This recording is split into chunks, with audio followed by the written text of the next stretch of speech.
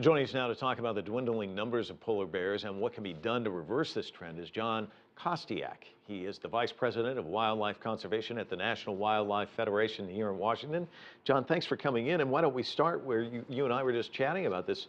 One of the representatives from your organization was just up in this region. Tell me what they saw. Yeah, so my boss, Larry Schweiger, our president, was up there to investigate the situation very recently, and he came back and was really profoundly disturbed. We're talking about severely malnourished bears. You are watching the process of extinction happen before your eyes.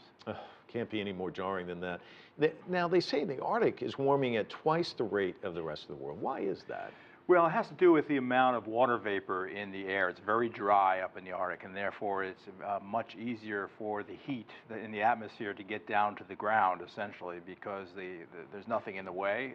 And so that's the primary reason. There's other factors as well. But yeah, the Arctic is warming about twice as fast as the rest of the planet, and so it's the early warning sign to what's going to be happening to the rest of us if we don't get our act in motion. Well, let's talk about the rest of us, and let's talk about us. Yeah. I mean, are we all to blame for this?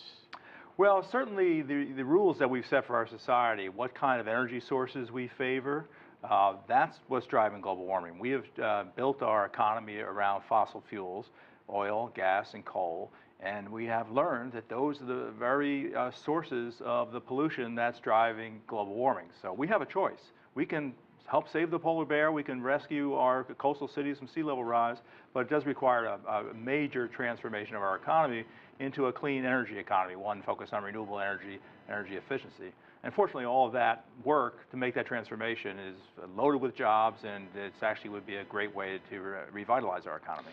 One expert said that the polar bears are the canary in the coal mine. Do you see it that way? Yeah, there are a handful of species where, like I said, it's so visible what is happening, and it's so clear the connection between what we've done to the planet in terms of putting up that carbon pollution, driving the heating of the planet, and the decline of the species. As the polar bear loses its sea ice that it depends upon for its hunting and for its food supply, it is clear that the warming of the planet is what's driving that species to extinction. Same thing with the coral species in the tropical seas. The warming of those seas, it will, and the acidifying of those seas, making the seas more acid, another effect of our pollution.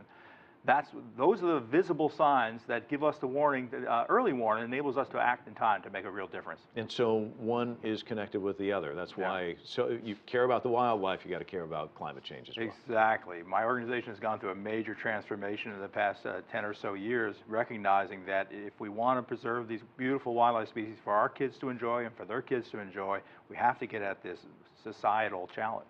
John Kostyack, thanks so much for coming in. Certainly appreciate it. Thank you very much.